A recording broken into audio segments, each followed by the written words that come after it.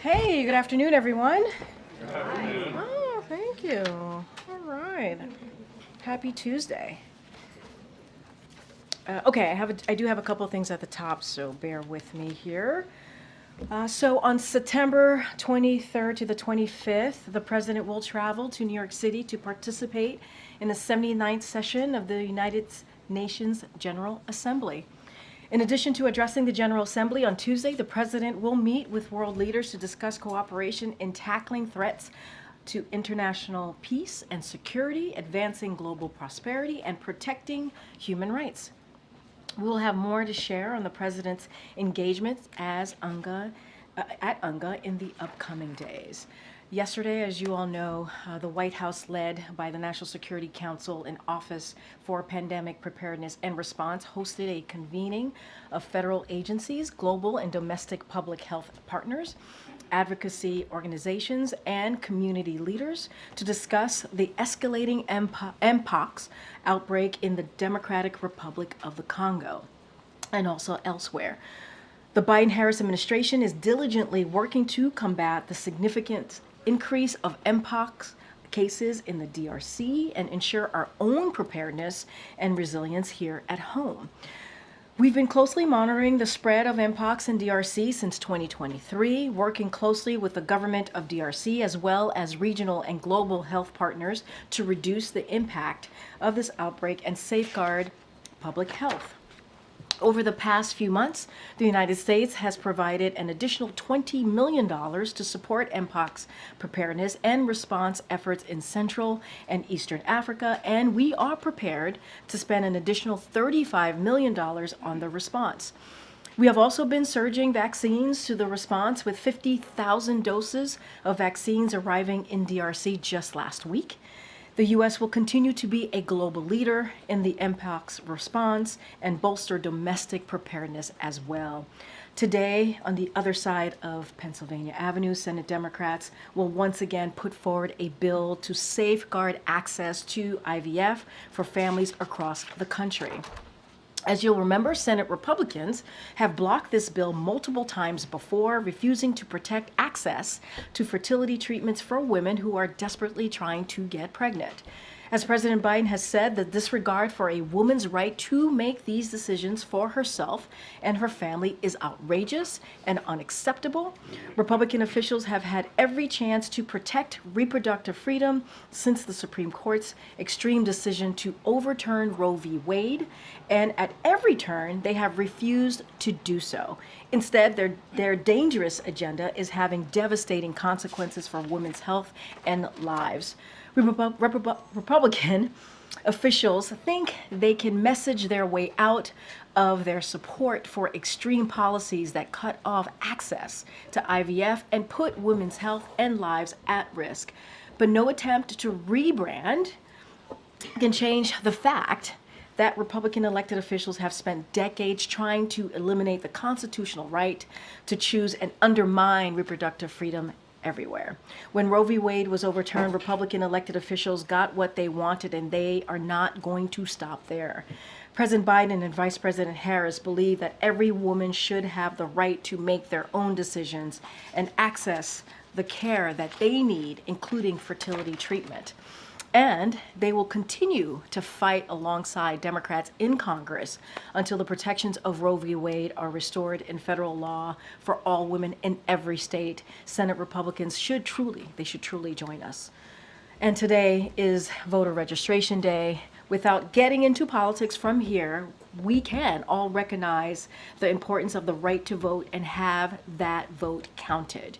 Since President Biden came into office, he has worked to protect that right by promoting nonpartisan access to voter registration and making voting more accessible for everyone who is eligible, from students to veterans to tribal communities. The president and the vice president believe that to fully secure the right to vote in every state, Congress must take action and pass the Freedom to Vote Act and the John Lewis Voting Rights Advancement Act. We will keep working to make sure Americans can engage in the democratic process and have their voices heard. No matter who you are or who you vote for, who you vote for, please go to vote.gov for more information about registering to vote. Again, this is about making this is a nonpartisan effort about making sure that the people who are eligible to vote have that right to vote. So please go to vote.org. Okay, with that, Chris. There has been an outbreak of exploding pagers in Lebanon. Does the White House have an understanding of whether Israel was responsible for this attack, and any concerns about the escalating conflict in that region? So we have not. We have seen obviously the reports. I don't have more information to share, and I'm not going to speculate from here. Also, the president said that he wanted to see the Secret Service get more resources. What is the White House doing to make sure the Secret Service gets more resources? What will those resources look like? And also, what is the thought on reorganizing the Secret Service to refocus on executive protection? So a couple of things you asked. So just want to, as it relates to the CR, as you know, that's a short-term CR. The Secret Service is working closely with Congress on their needs, and so there can be many avenues to get there, to make sure that we actually achieve that goal. So we're not going to get ahead of those conversations. As we're talking about more broadly supplemental funding, just want to take a step back and walk through again what the president believes in your question to me. The president believes that Secret Service should have every resource capability available to them, the protective measures available to them to do a mission that is indeed critical. And so we want to make sure, the president wants to make sure that they have the resource for that. And just to take a step back, in August, as part of our responsibility to plan for a possible short-term continuing resolution, OMB provided Congress with a list of budget needs to avoid disruptions to government services through the first quarter of the fiscal year. One of those requests submitted was for the Secret Service. It would ensure Secret Service had the ability to execute its, again, critical mission even during a continuing resolution, including its responsibilities related to the 2024 presidential campaign. Without that particular request in August, that anomaly, the Secret Service would have inefficient resources to sustain and enhance protective operations during the period of the CR. Separately from that, again, the Secret Service has been in touch with Congress. We believe there are many avenues to get that done, and so we're not going to get ahead of those conversations. But this is something since August that we've been talking about. The president has been always very clear. They need more resources. The Secret Service needs more resources. They need more capabilities. The mission that they are indeed doing is critical. To your question about the change of leadership, the president has confidence in the Secret Service leadership. He commends the Secret Service for their handling of the situation and ensuring that the former president was safe, his safety. The Secret Service has already announced a review into the incident, into what happened. And so, as we have said many times, the men and women at the Secret Service have a hard job, a tireless, thankful job. And we have to remember they're protecting the president, they're protecting former presidents, and many others. Again, this is a mission that is critical. The president certainly has full confidence in them. Go ahead, Selena. Thanks, Karine. Donald Trump blamed President Biden and Vice President Harris for the latest assassination attempt against him. He claimed without evidence that their rhetoric is causing him to be, quote, shot at. How is the White House responding to those comments? Well, I love that you added without evidence because I want to be very clear here. The president and the vice president have always forcefully condemned violence in all forms, including political violence, and we certainly have never encouraged any violence in any way. If anything, this is a president and a vice president has been pretty forceful about that. You know, when it comes to differences in issues and policies, we believe that there should be a conversation. There was a debate just last week, right? There should be a conversation and a back and forth about that, a healthy conversation. And it's crucial that we do that. And the president has also said, when it comes to, you know, violent rhetoric, we got to bring the temperature down. You heard that directly from this president. And it is not the time to tear Americans apart. We cannot do that or divide our country. The president and the vice president is always going to call that out. But they have been very clear, very forceful on condemning any form of political violence. So do the president and vice president believe that the kind of language that Trump used in those comments I just said are contributing to the tension and divisiveness you just talked about? It is, look, we're going to be really clear, and we've always have been. It is important to bring down the temperature, to bring that temperature down of that political violent rhetoric. We've been very clear about that. And we believe, this president believes, let's not forget why he decided to run in 2020, was about that, was about making sure that we bring the country together, that we bring people together, and it was not about dividing. And so we're going to continue to be very, very clear about that. We're going to continue to call that out. And they did, January 6th. The president and the vice president called that out. When Paul Pelosi was attacked because of political rhetoric, violent rhetoric, we called that out. And when the first incident happened a couple weeks ago, the Butler, after that aftermath, the president called that out as well.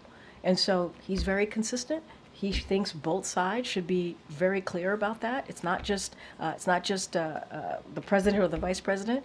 Every leader, national leader, or any leader in this country should be calling out political violence and bringing the country together, not dividing it. Just to be clear, just to clarify, so you're saying that the president and vice president believe that former President Donald Trump should be toning down his rhetoric? So I'll say this.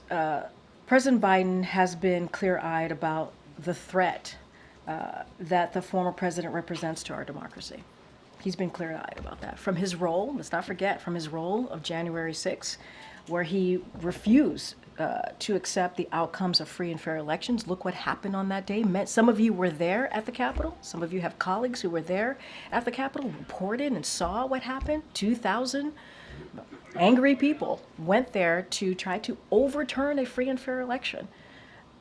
And so it's not going to stop the president and the vice president to call out, to continue to strongly call out, you know, when it comes to protecting our democracy. We have to be forceful about that. We have to be very clear. We can resolve our differences, right? Via talk at the ballot box, right? We can have differences in policies and issues. That is okay. It is important that we have differences there. But when it comes to political violence, we have to condemn it. Go ahead, Jeff. Thanks, Karine. A couple follow-ups.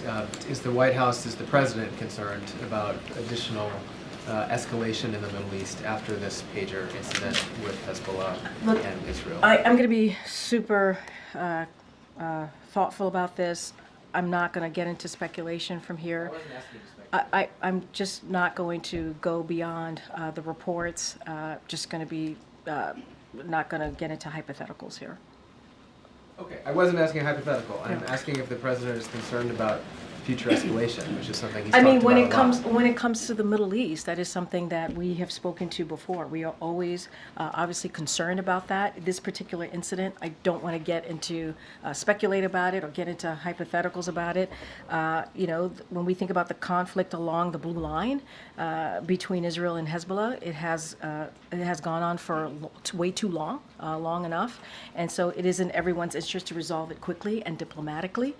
So we continue to believe that there should be a diplomatic resolution to this, and so I will leave it there. And well, actually, I'll add This is why the ceasefire negotiation is so important. This is why the hostage deal is so important. This is why the president and his administration has been working around the clock, 24 hours to get that done. We believe the deal would help reduce tensions along the blue line, and that is one of the reasons, we believe diplomatic, obviously, efforts are critical and important at this time. As it relate to that incident, we've seen the reports, I just don't have anything to say beyond that. On the issue of political rhetoric, do you have any reaction to Senator Vance's comments in which he noted that the difference between, in his view, the difference between Republicans and Democrats is that no one has tried to assassinate Vice President Harris? You know, again, got to be mindful. Obviously, he's a candidate. But when you are a national leader and you have a community that looks up to your leadership, and you have a job where you're supposed to make people's lives better, where you're supposed to do the thing that is right on behalf, not just the American people, but on behalf of this country, people entrust in you to do just that, entrust in you to make decisions that's going to move this country forward, to make it the great country that it is. And when you have that type of language out there, it's dangerous. It's dangerous because people look up to that particular national leader, and they listen to you when you are a national leader. And when you make comments like that, all it does is create or opens an opportunity for people to listen to you and potentially take you very seriously. And so it's dangerous to have that type of rhetoric out there. This is why this president and this vice president has been very clear on condemning any type of political violence, political rhetoric. And that's why when the president called the former president, was really relieved that the president was safe. And the president has said, we need to tone that down. We need to tone it down. And it should have no place in our politics. It should have no place in our country.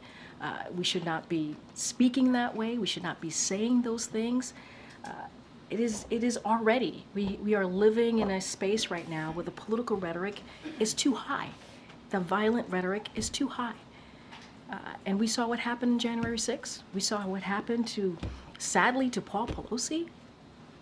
And we saw what happened at Butler, the aftermath of Butler, and over the weekend. And we gotta tone it down. We do. Thanks, Karine. Just one more on the Lebanon situation. Just given that you and John Kirby from this podium have talked about so much, that the one thing the U.S. would like to avoid is an escalation in the region. And we're talking about at least 9 people dead, thousands of people injured. I mean, can you give us a sense of whether there have been at least discussions here in the building about concerns that this could be the start of something new? Look, I've always said, and we've always said to your question, our concern of escalation in the Middle East, and we've talked about, I just went into how it's important to have those diplomatic conversations, and even talked about how enough is enough. As it relates to this particular report, obviously we've seen the report. I don't have more information. I don't want to speculate from here, but we've been very clear about the tensions in the Middle East and wanting to make sure that we do everything that we can to lessen the tension there. Can you say whether senior officials were surprised to see this kind of coordinated, widespread? So what I can say is, if you're asking me if the U.S. was involved, no, the U.S. was not involved. If you're asking me if we were aware of the operation, we were not aware of this incident, that hundreds of pagers, as you just mentioned, were going to explode in Lebanon ahead of time. This is not something that we were aware of, and I'm just not going to go beyond that. And just, She referred to it as an operation. Sorry, for interrupting. You referred to it as an operation. Yeah, You mean an this Israeli incident, I don't have anything beyond the reports that are out there. I don't have anything beyond to share. What I can say is that we were not aware of this incident and of the hundreds of pagers that were going to explode in Lebanon ahead of time. That is not something that we were aware of. That's what I can confirm. Go ahead. Just in the context of what happened on Sunday with the former president, President Biden said in a radio interview this morning, quote, "Everything's frightening." Does he feel absolutely confident that he is safe? Does he feel absolutely confident that the vice president is safe when they are out traveling, out and about? Yes, he has full confidence in the Secret Service. He understands the difficulties of the job, the tireless work that the Secret Service, the men and women of Secret Service do every day. And he also says they need more resources to be able to, capabilities, resources to be able to do the job that they're doing. It's not just the president, it's not just the vice president, it's also former presidents and much more. And so that is why we continue to work on with Congress to get that done. So when he used the word frightening, he was not referring to anything related to his own safety, the vice president's I mean, safety. I have not spoken to him specifically of what he meant. You're asking me about his own safety. What I can tell you, he has full confidence in the Secret Service. I think if you look at the political rhetoric more broadly, which the president has said needs to be, the temperature needs to go down. It needs to go down. You know, you think about, you know, January 6th again, what happened to Paul Pelosi, what happened Butler, Pennsylvania, what happened over the weekend. Yeah, we need to turn it down. It is frightening for everyone, for Americans to see that. And so we need to lower those types of, that temperature, lower that type of political violence. It has no place in politics and certainly in this country.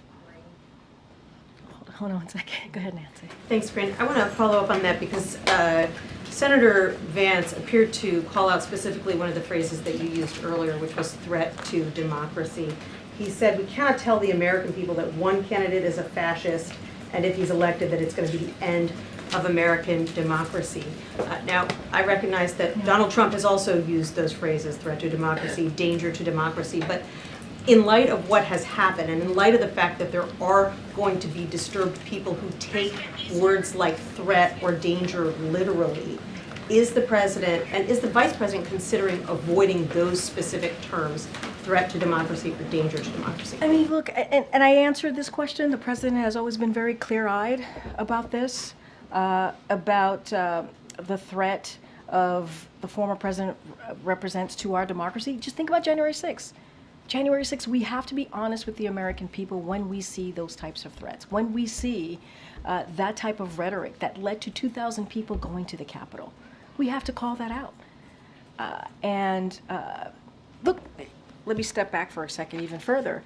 You all as news organizations have the obligation, right? You are all obligated to cover events like January 6th. As I mentioned before, some of your colleagues were there, some of you were there on January 6th. And you had to report that the way you saw it, the obligation to do that. And we appreciate it because I know those were dangerous times. That was a dangerous day to be there. And, you know, we have to call out any type of refusal of an outcome of an election, any type of violent rhetoric.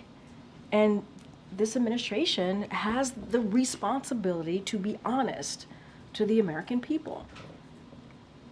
So, look, we can, as a country, right, we can have disagreements on issues, on policy issues. It is okay to have that conversation. We had a debate, just as I mentioned recently. That is what's beautiful about what we do, right?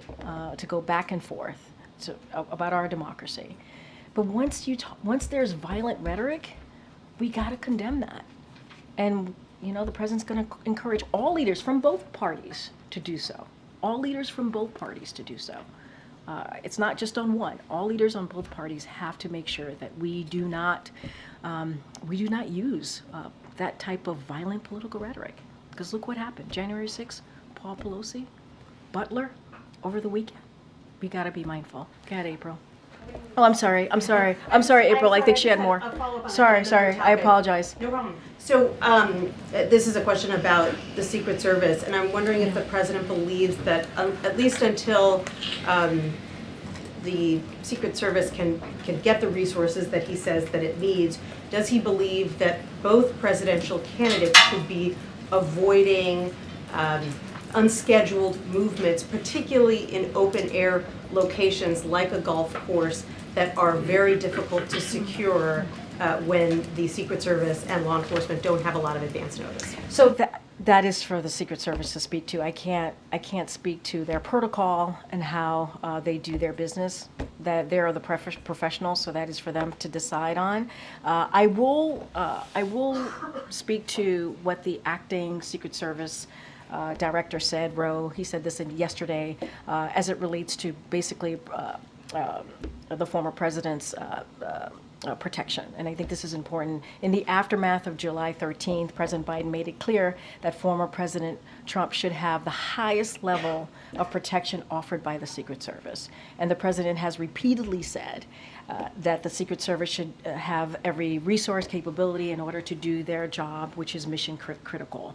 And since July 13th, the Secret Service has greatly enhanced the security footprint for the former president. And so that is something that they have said they have done. That is something that the president wanted to see to be done. And so anything about their protocol, how they move about, how they make decisions, to your question, that is something for them to speak to. Thank you. Is it? Okay. Sorry, I'm sorry about that answer earlier. Go ahead, April. Going back to an answer that you gave to someone about lowering the temperature when it comes to this divisive rhetoric, it's not just about presidential division. It's also about lowering the temperature, do you think, when it comes to the Haitian community?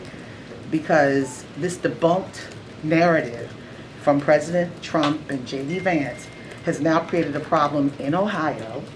It's also created a problem for not just the Haitian migrants, but also others.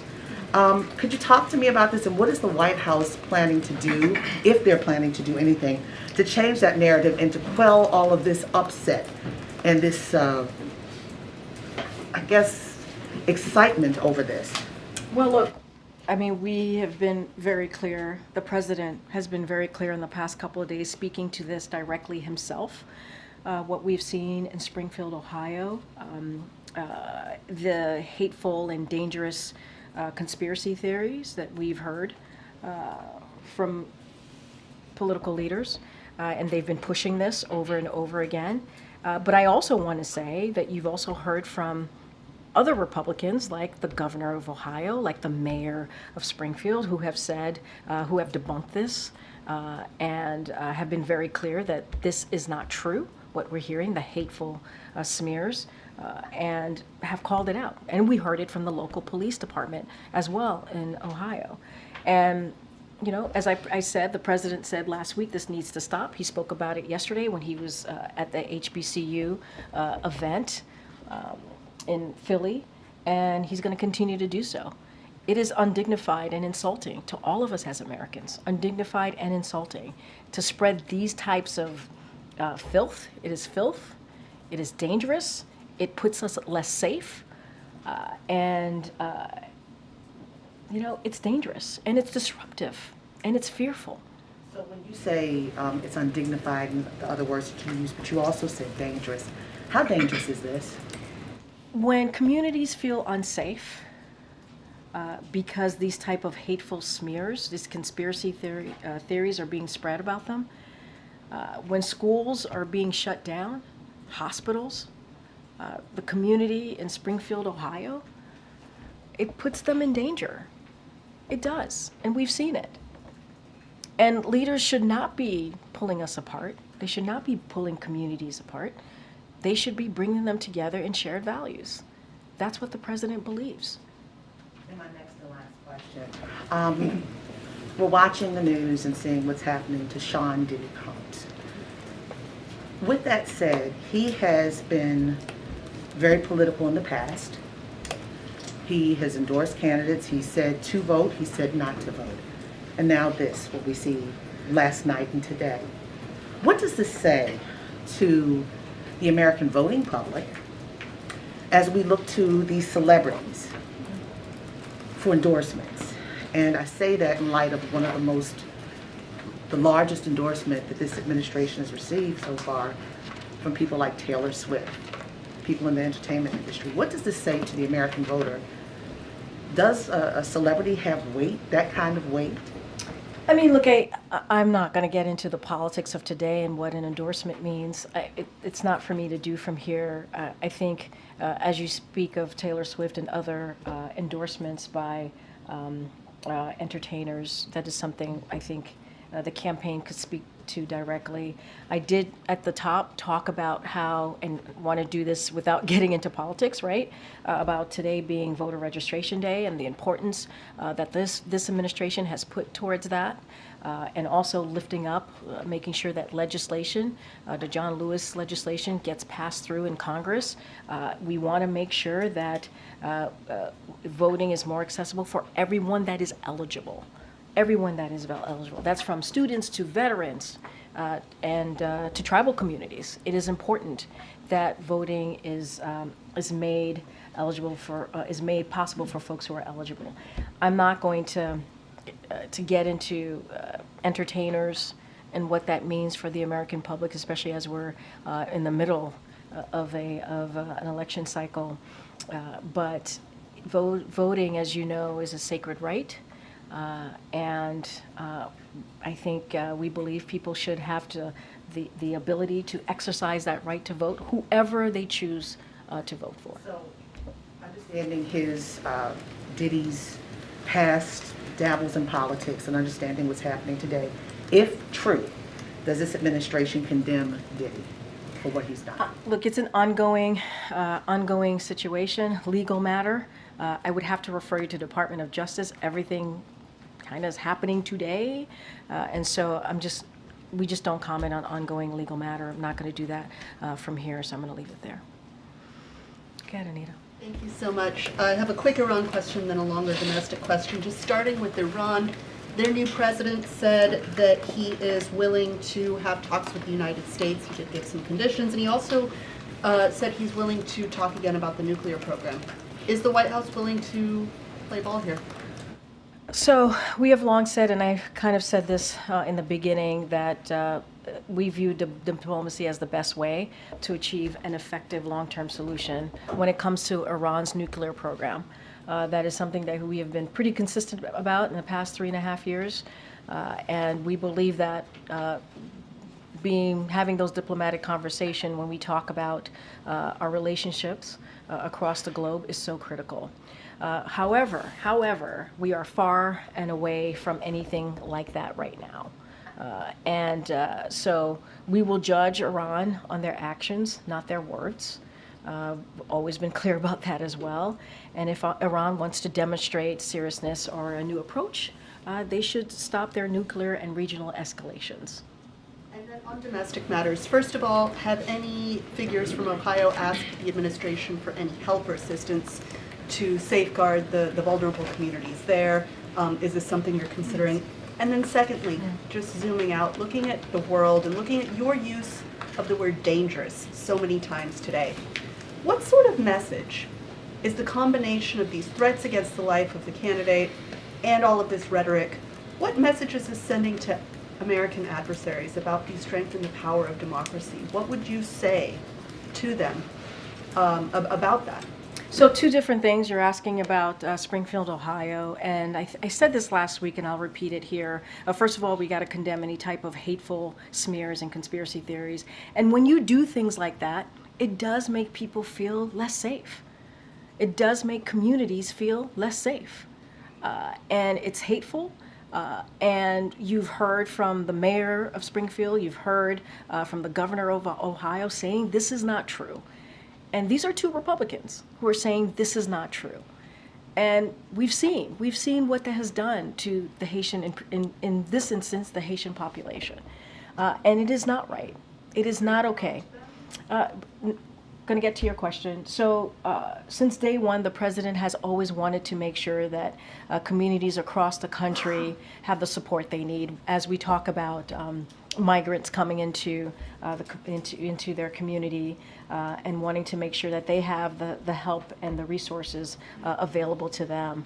And so over the past 2 years, we have provided over $130 million to help communities across Ohio hosting recently arrived migrants, including Springfield. And since this past spring, back in April, DHS has been directly engaged with the city of Springfield and local officials to make sure they have the support they need. But again, this goes back to something that we talk about all the time from here, which is the bipartisan border deal.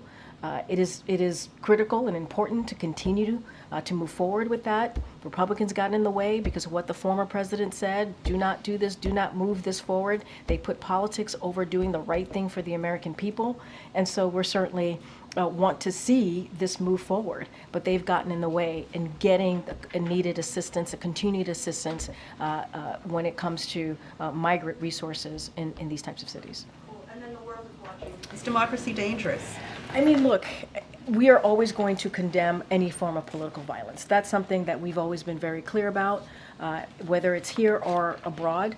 And I will quote what the president said when he was at the McCain Institute just last year: democracy means rejecting and repudiating political violence, regardless of party, such as violence is never, never, never acceptable in America. Those are values he and the vice president have always stood for at home and in the world. Opposing political violence at every turn and encourage all leaders to do the same. So we're going to be very clear about that. We've been consistent. It's not just here domestically. We're going to continue to condemn political violence abroad as well as here, and that is what the president and the vice president has done for almost 4 years. Okay. Thank you, Karine. A couple of questions about Brazil and then Venezuela. Today, the president had a briefing on wildfires in California and Oregon. I wonder if he's watching what's happening in Brazil. Brazil is also on fire. The Amazon is on fire. Many parts of Brazil are having record-breaking wildfires. Is the U.S. working with Brazil to help with the situation and help to mitigate the problem in the future? Obviously, our hearts go out to what we're seeing in Brazil with the wildfires, and we certainly are here to assist. We are in contact with the Brazilian government and are connecting experts in both governments, so we're assisting in ways that we can. Anything further, certainly I would refer you to the State Department and the USAID, but our hearts go out to the folks in Brazil who are directly affected by the wildfires. On X, Twitter has been banned in Brazil for almost 20 days now. What is the White House view or position on this matter? Say that again? X, the social media, Musk social media is banned in Brazil. It's 20 days now that doesn't work in Brazil anymore. It was a dispute with a judge from the Supreme Court, and now it's banned for 20 days. What is the position of the U.S. government on this matter? Look, I think when it comes to social media, we have been very clear that we think that, folks should have access to social media. It's a form of freedom of speech, and certainly that is something more broadly that we have always have been very clear about. And so I just don't have anything beyond that to share. Let me just do a follow-up from a colleague about Venezuela. Sure. The White House viewed the detention of 3 Americans and 2 Spanish in Venezuela who are accused of attempting to assassinate Maduro as a potential retaliation for U.S. sanctions and Spain's decision to welcome Edmundo Gonzalez. So that is categorically false. It is not true. U.S. involvement in a plot to overthrow Maduro is, again, categorically false. This is just another attempt by Maduro to distract from the July 28th election results. The United States continued to support a democratic way forward in Venezuela. And so we are closely, as we have been, monitoring the situation. And due to privacy consideration, we have certainly no further comments from here. Karine, regarding the exploding pagers in Lebanon, forgive me if I missed it. Did you say if the president had been briefed on the incident? I have not spoken to the president, so I can't speak to that. That is, I can go back and make sure that NSC was able to do this. My guess is he's aware and he's been briefed, but I haven't directly spoken to the president about that. Regarding the phone call between President Biden and former President Trump, how long did it last? I'm not going to go beyond what we read out. The president called the former president and was relieved that he was safe, and the former president certainly appreciated the call. I just don't have anything further beyond that. He expressed his he was thankful for President Biden to calling him to check in on him. I just don't have anything beyond that. And down in Florida, the governor there, Ron DeSantis, said he doesn't think it's in the best interest of the state or the nation to have the same federal agencies seeking to prosecute Trump also handle the alleged assassination attempt against him. What's the White House view on that? He wants to open a state investigation into the alleged assassination attempt, and he says that the feds should not be investigated, or it's not in the interest of the nation for the feds to investigate that. So look, the president has complete confidence in the Secret Service. I've said this multiple times at this point. There is an investigation happening. We're going to let that process move forward. And I think until that happens, I don't think anybody should comment on that. And finally, you said that the president is heading to UNGA. Is the vice president going as well?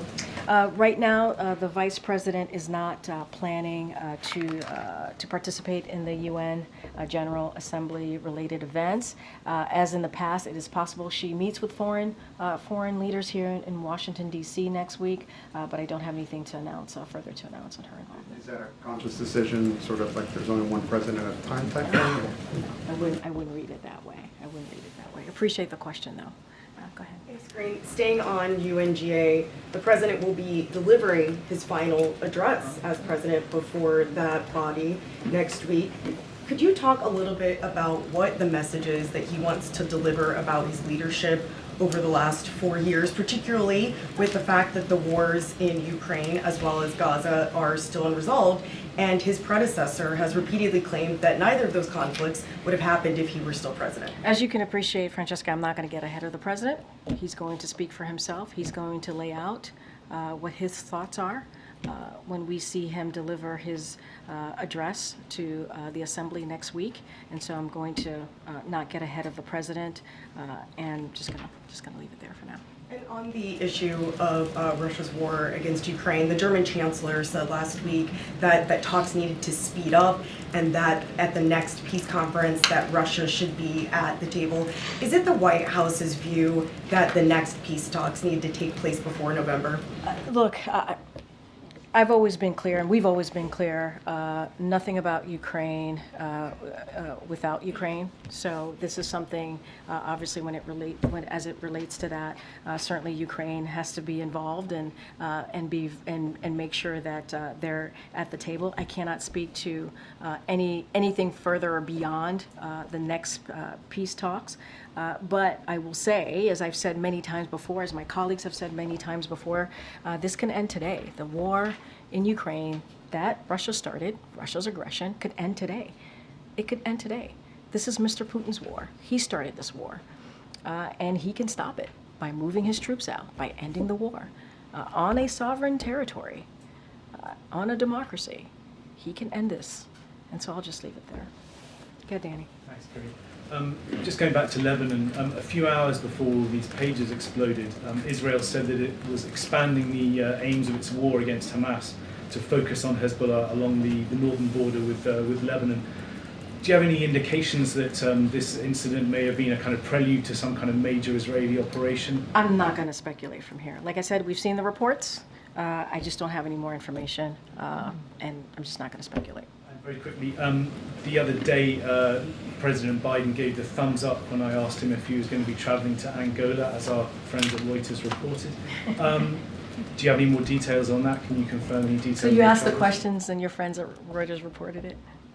Is that what you're saying? No, I wish it was. Reuters reporting. I do have to admit. I don't have anything. We don't have anything at this time to share on any travel for the president. So just leave it there. Okay. Thank you, Karine. It's been only 2 days since somebody allegedly tried to kill Donald Trump again. And you're here at the podium in the White House briefing room calling him a threat. How many more assassination attempts on Donald Trump until the president and the vice president and you pick a different word to describe Trump other than threat? Peter, if anything from this administration, I actually completely disagree with the premise of your question, the question that you're asking. It is also incredibly dangerous in the way that you're asking it because American people are watching. And to say that from an administration who has consistently condemned political violence from an administration where the president called the former president and was thankful, grateful that he was okay, from an administration who has called out January 6th, called out the attack of Paul Pelosi, called out and said we need to lower the temperature after the Butler incident, and now for you to make that kind of comment in your question, because your question involved a comment and a statement. And, you know, it is, that is also incredibly dangerous. When we have been very clear in condemning political violence from here, what I have said about the president, the former president, about January 6th is facts that you all have reported. It is fact. When you have a former president who basically says that the election wasn't, the results of the election were not the results of the election. When dozens of more than 60 Republican judges said that it was a free and fair election. More than 60 said it was indeed a free and fair election. You had more than 2,000 people who were told to go to the Capitol. It was one of the darkest days of our democracy. One of the darkest days. There were people who, law enforcement officers, who died because of what happened at the Capitol.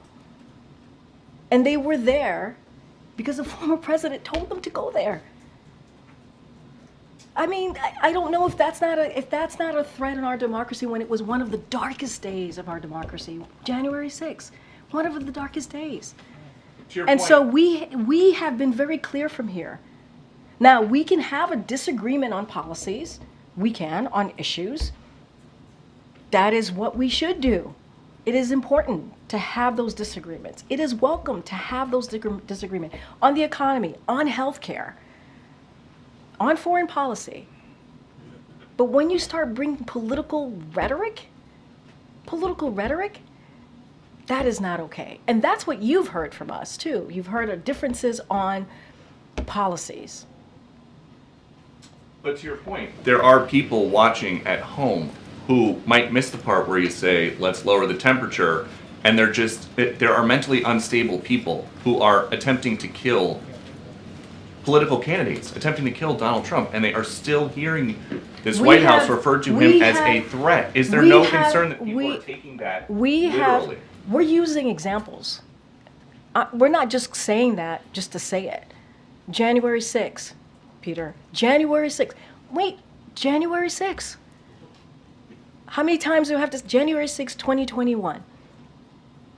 That is a fact, what was reported that happened on that day by some of your colleagues. I mean, and we have, at the same time, denounced political violence over and over, political rhetoric, over and over again. Over and over again. But I know your focus has to be on this side of the house. It can't be on your side of the house. I get that. I get that. But we also have to be careful on how you're asking me these questions. People are watching, and is what you are saying about us raising political violent rhetoric, whatever, however you just formulated it, this is an administration that has denounced and condemned any type of political rhetoric or violence. It is the reason why this president decided to run in 2020. That is why the president decided to come back. He believed that it is important to save the soul of America, of our nation, and he believed it was important that we continue to fight for our democracy, fight for our freedom. That's what you see from this administration. I'm moving on. Go ahead, Ed. Yeah, I'm asking about overtime. So does the president and vice president support no taxes on overtime for workers? So just a couple of things on that. Look, the president and this vice president has been pretty consistent on making sure that we continue to lower costs for Americans, but also at the same time make sure that we're increasing wages, and that's what we have seen. Again, the question that you're asking me is supporting overtime pay. This is something, a proposal from in the 2024 election, so I'm going to be really, really mindful. But we also can't forget what the last administration did. They eliminated overtime protections for millions of workers.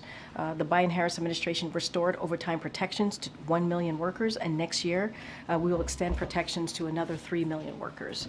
That means our administration is ensuring higher paychecks and more time with family for millions of Americans after the last administration took that away. And so we cannot forget that, what this administration has done and versus what the last administration has done. So from January 2021 to now, overall prices are up 20%. Food at home is up 21%. Electricity is up about 28%, and the list goes on. Does the president believe that Americans are better off now than they were 4 years ago? Yes, and I understand what you're asking me. I get it. There's still a lot more work to be done, and we've always said that. That's why the president is always, and the vice president are always continuing to try to figure out how do we lower those costs. And we cannot forget what happened 4 years ago. We cannot forget what this president and this vice president walked into, what they inherited from the previous administration. And so it was an economy that was a free-for-all, that was a once in a century pandemic. There was no comprehensive plan to deal with that pandemic. The president and Democrats in Congress passed the American Rescue Plan, shots in arms, money in pockets. And also when we took over, the last year of the former administration, violence, murder was at an all-time high. And we have been able to bring down violent crime at a 50-year low. And so we're able to negotiate lower drug prices. We are beating Big Pharma, something that former presidents, elected officials have been trying to do for some time. And so while we still have a lot more work to do, we do believe 4 years ago there was a pandemic. People were dying, thousands of people were dying. There was no plan. Our economy was literally in a downfall. So one more, if I might. October 1st, if the dock workers don't get a contract, there could be a strike. Is the president, do you know, going to invoke the federal law to avoid or to I'm not going to get into hypotheticals. I'm not going to get hypotheticals from here. All right, thanks everybody. I'll see you tomorrow. Thank you.